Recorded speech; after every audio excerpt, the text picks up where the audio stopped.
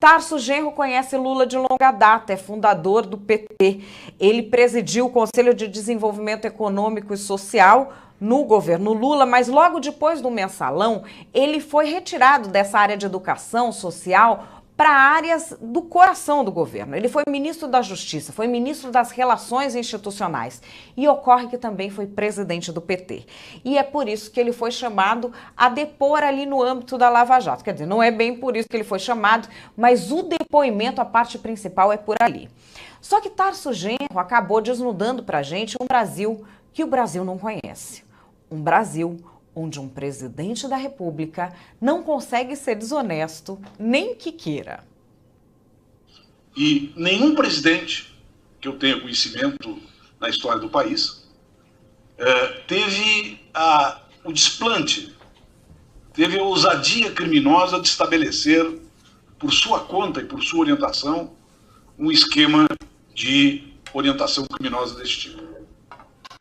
Nem aqueles presidentes que foram acusados em outras oportunidades. Isso aí se comprovou na justiça porque isso é impossível de ocorrer.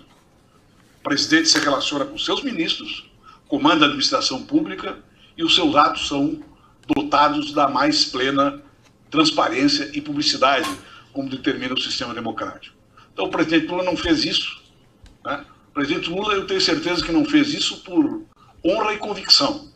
Se algum outro quis fazer, não o fez por impossibilidade política ou material, ou também por convicção.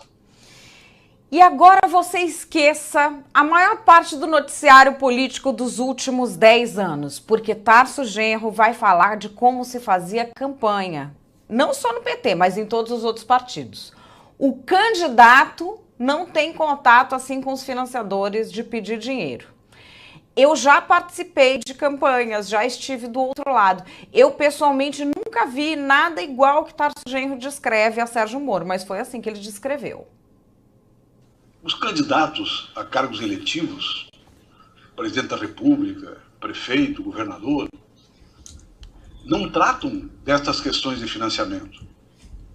E não tratam precisamente porque essas questões de financiamento podem estabelecer um sistema político pervertido como o nosso, uma relação de compromisso do prefeito, do governador ou do presidente com aquele financiador.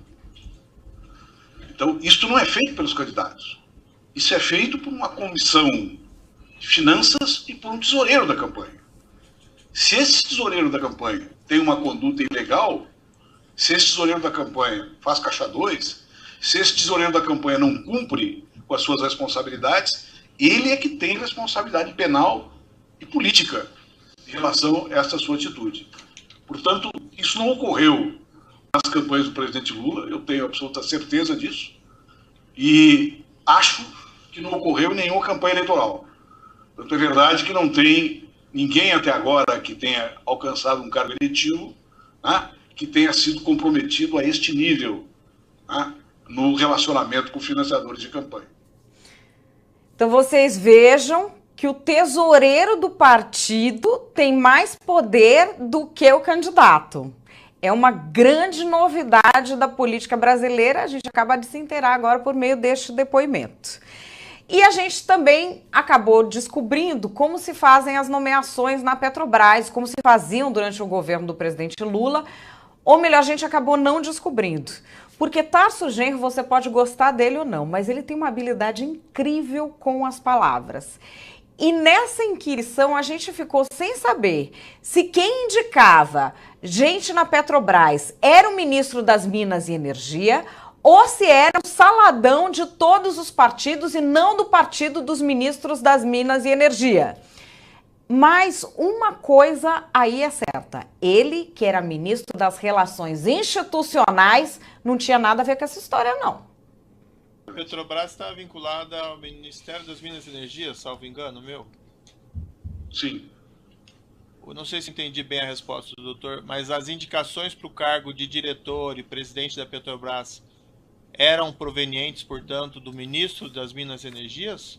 O doutor tem esse conhecimento? Eu suponho que é uma relação entre o ministro da área, daquela estatal que está vinculada ao Ministério, com os partidos políticos da coalizão. um aferimento pelo próprio ministro da capacidade técnica e da inteireza moral da pessoa indicada. É assim que se dá na normalidade. Nesse caso específico, deve ter ocorrido isso, suponho, porque nunca passou pelo Ministério de Relações Institucionais indicações dessa natureza. Nessa ação penal, uma referência de que havia uma espécie de, vamos dizer assim, áreas de influência de partidos políticos em cargos de diretoria da Petrobras, um diretor atender Partido Progressista, um diretor atender PMDB, um diretor atender PT. O doutor nunca teve conhecimento a esse respeito no período em que o doutor participou da administração pública federal em cargos de ministro? Não, porque isso não passava pelo Ministério de Relações Institucionais. Agora, as indicações para os cargos importantes da República são feitas ordinariamente pelos partidos, na relação que esses partidos têm com seus ministros. Assim é que vai sendo preenchida, né? Vão sendo preenchidos os escalões da administração pública. Bom, até aí a gente ouviu um depoimento sobre Petrobras. De agora em diante é uma outra parte do depoimento. Tarso Genro fala como presidente do PT, como ex-presidente do PT. E aí, meus amigos, a chapa esquentou. Nós vamos ver o momento em que os advogados de defesa do presidente Lula, mais uma vez, tentam bater em Sérgio Moro, e quem entra no meio para defender? Tarso Genro. Verdade. Vamos ver. Que Vossa Excelência está fazendo uma inquirição da testemunha sobre pontos que não foram objeto de inquirição anterior.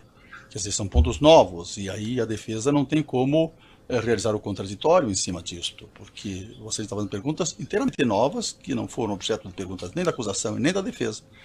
Então, era essa questão que eu queria levantar. Então, Vossa Excelência coloca um problema que foge do contraditório. Certo.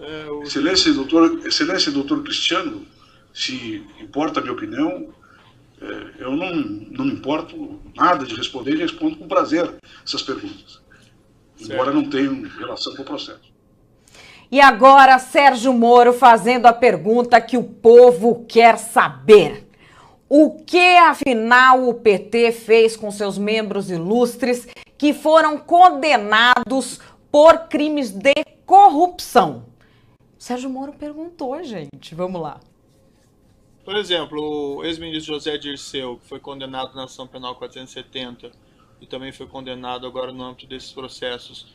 O doutor tem conhecimento de alguma providência interna do Partido dos Trabalhadores em relação à situação dele? Ele ainda é filiado? Como fica a situação dele? Não, eu depois desses incidentes eu conversei uma vez só com o ministro José Dirceu. Nossas relações eram relações respeitosas dentro do partido, mas distantes.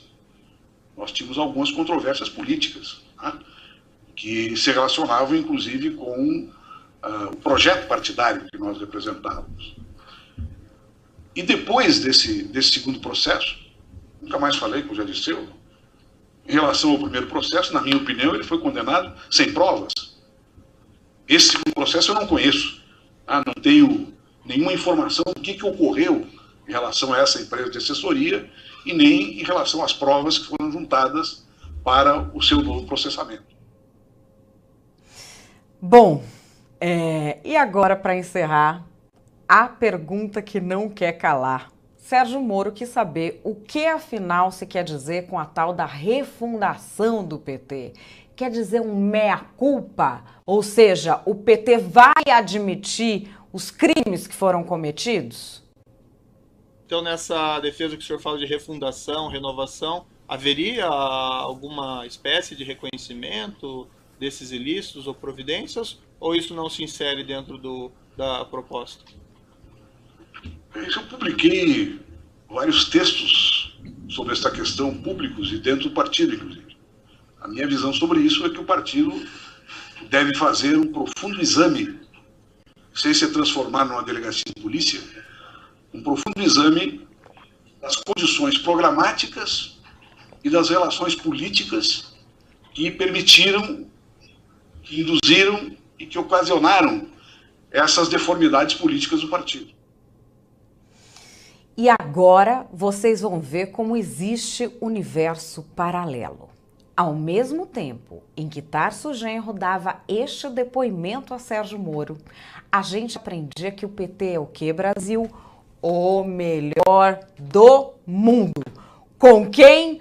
Com o grande comandante absoluto do Partido dos Trabalhadores, Luiz Inácio Lula da Silva. 2017 deve ser o ano da gente recuperar a imagem do nosso partido e a gente defender o legado do partido que mais fez política social nesse país. O PT vem sendo destruído pelos seus adversários desde 2005. O PT já foi mais do que atacado. Aliás, ninguém nunca foi tão atacado nesse país como o PT. E nós sobrevivemos. Ganhamos 2006, ganhamos 2010 e ganhamos 2014. E a destruição continuou até o impeachment da presidenta Dilma. Eu nem vou dizer da cassação ao Lula, da perseguição ao Lula, porque eu estou acostumado para isso desde que comecei no movimento sindical. Mas depende de você. Porque tem gente que numa escalada, numa escada de 10 degraus, só consegue subir um e volta. Alguns conseguem subir 3 ou 4, no máximo 5 e desiste. Todos contribuíram para o PT. Mas bom é aquele que sobe os 10 degraus e fica pedindo que tenha mais degrau, porque a vontade de lutar é quase que inesgotável. E eu queria falar com você, falar com o seu coração, com a sua alma. Nunca, nunca esse país precisou tanto do PT como precisa agora. Nunca esse país precisou tanto de você, petista de corpo e alma, petista ideológico, petista consciente, que não fugiu quando o momento era difícil. Às vezes ficou até um pouco acanhado porque a situação estava complicada. Está na hora da gente levantar a cabeça, porque pode ter igual, mas nesse país não tem ninguém melhor do que nós. Não tem nenhum partido melhor do que o nosso. E não tem nenhum partido que fez para o Brasil o que nós já fizemos. Bom, aí tem uma incorreção de informação enorme, histórica, que o ex-presidente Lula diz que nunca nada foi mais atacado no Brasil do que o PT, e a gente sabe que a coisa mais atacada da história do Brasil são os cofres públicos do Brasil. Não é verdade? Mas enfim, este é um vídeo que foi feito convocando para o 6º Congresso do Partido dos Trabalhadores. É um universo paralelo. O vídeo foi liberado para as pessoas no mesmo momento em que Tarso Genro falava para Sérgio Moro da refundação do PT, porque está todo mundo depondo por crimes. O Brasil é um país que, se não existisse, precisaria ser inventado, com o PT dentro.